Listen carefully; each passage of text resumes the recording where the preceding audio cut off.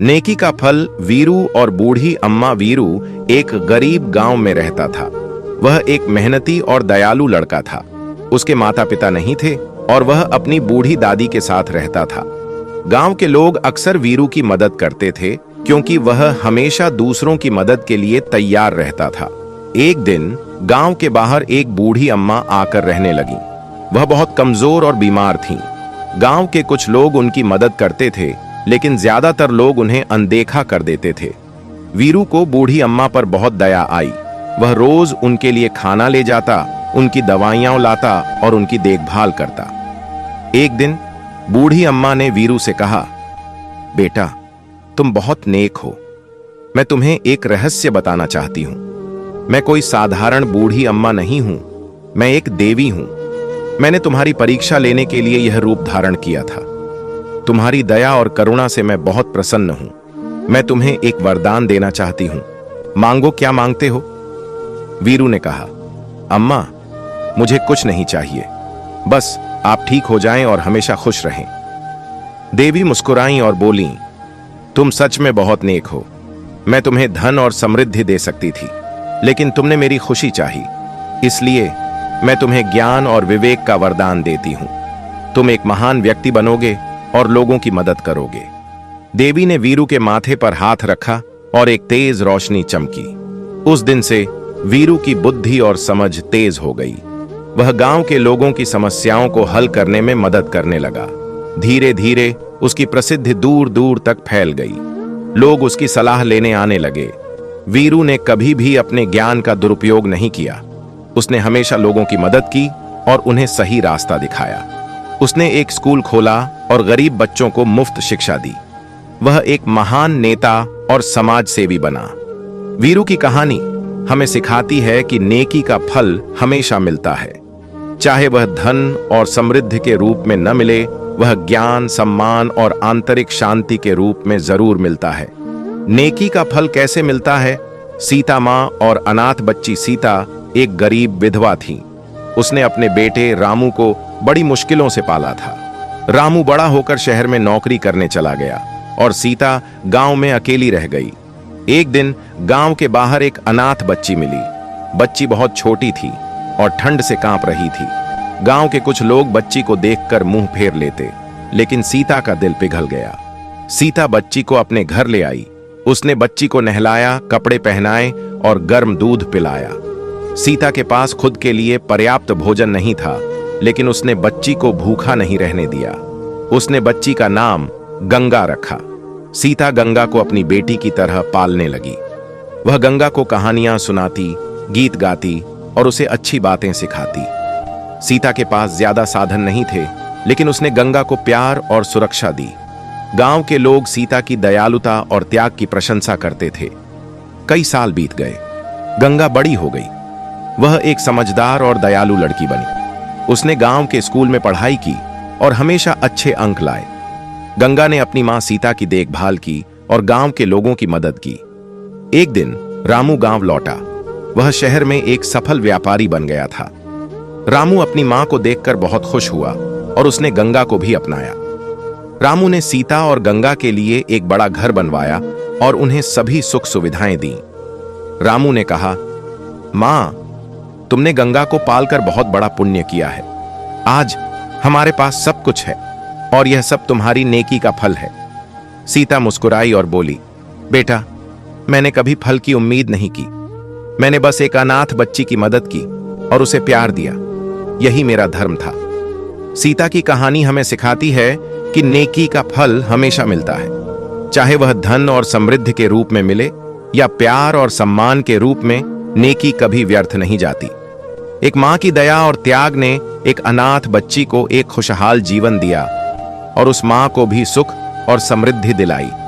हिंदू धर्म, बौद्ध धर्म और जैन धर्म जैसे कई पूर्वी दर्शनों में पुनर्जन्म और कर्म के सिद्धांत में यह मान्यता है कि हमारे कर्मों का फल वर्तमान जीवन के साथ साथ अगले जन्मों में भी मिलता है।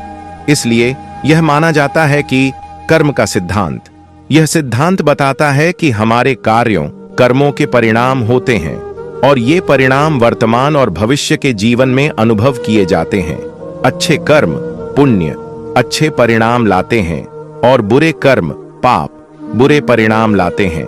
पुनर्जन्म, यह मान्यता है कि आत्मा मृत्यु के बाद एक नए शरीर में पुनर्जन्म लेती है।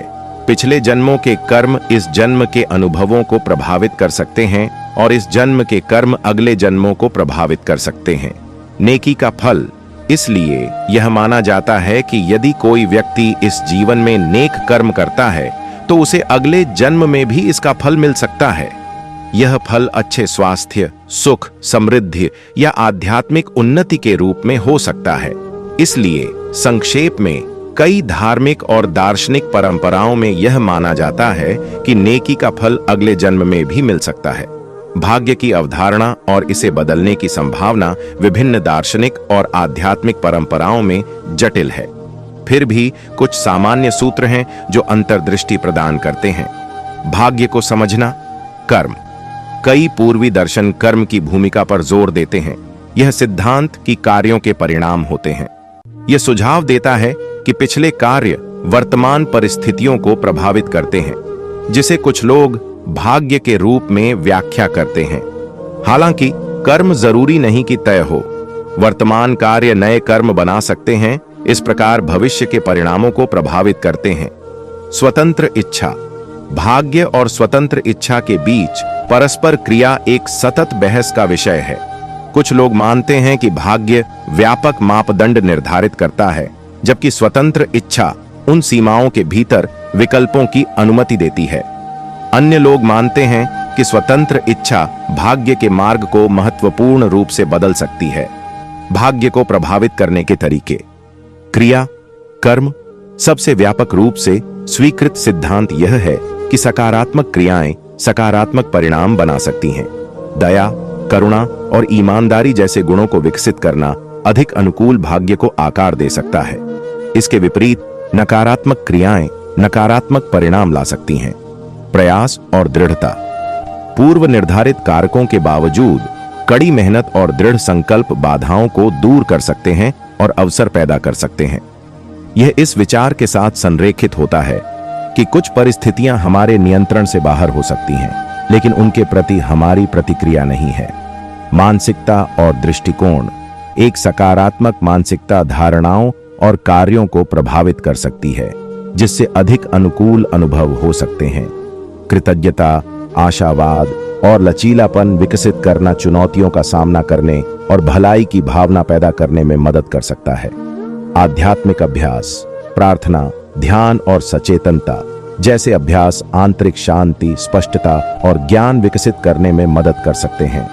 ये अभ्यास आत्म जागरूकता बढ़ा सकते हैं और व्यक्तियों को अधिक सचेत विकल्प बनाने के लिए सशक्त बना सकते हैं।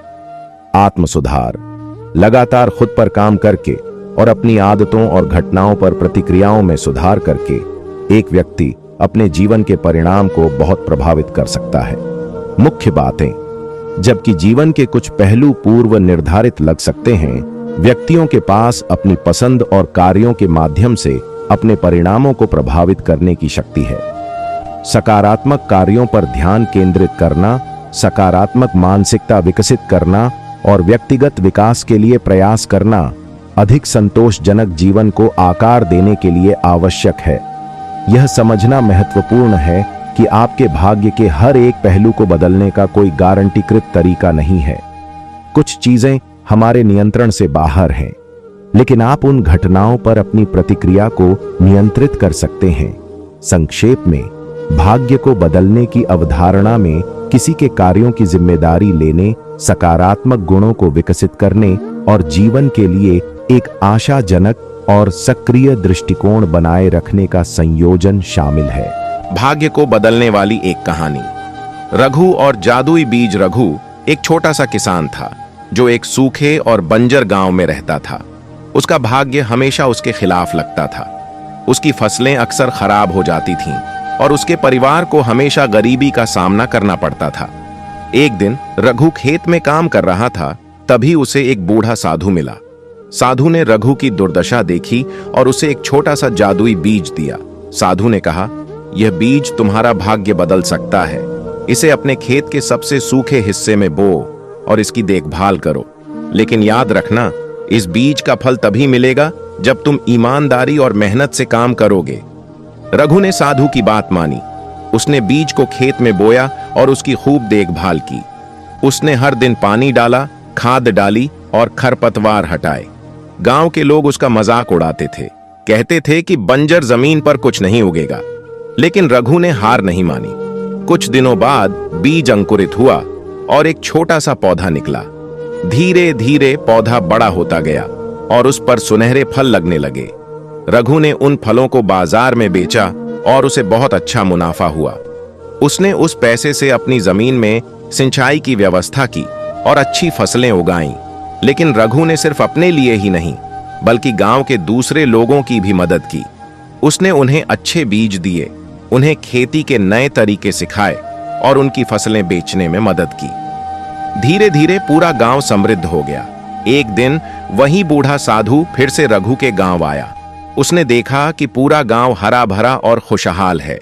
साधु ने रघु से कहा, तुमने इस जादुई बीज का सही इस्तेमाल किया। तुमने न सिर्फ अपना भाग्य बदला, बल्कि पूरे गांव का भाग्य बदल दिया।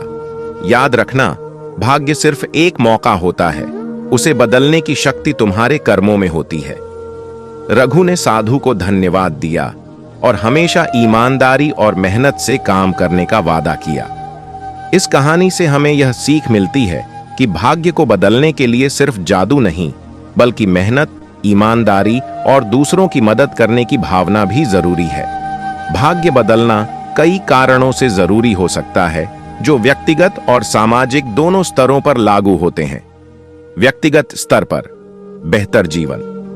कई लोग अपने वर्तमान जीवन से असंतुष्ट होते हैं, चाहे वह आर्थिक तंगी हो, स्वास्थ्य समस्याएं हों या भावनात्मक कठिनाइयां हों।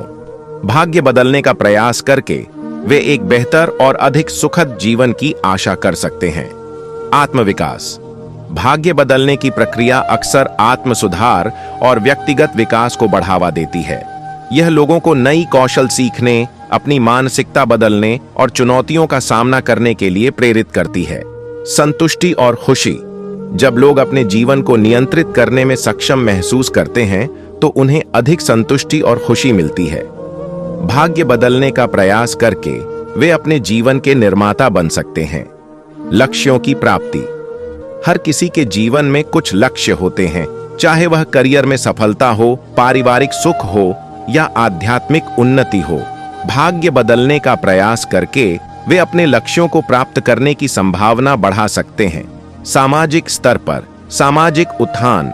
जब व्यक्ति अपने भाग्य को बदलने में सक्षम होते हैं, तो यह समाज के उत्थान में योगदान देता है। शिक्षित और समृद्ध व्यक्ति समाज के विकास में अधिक योगदान करते हैं।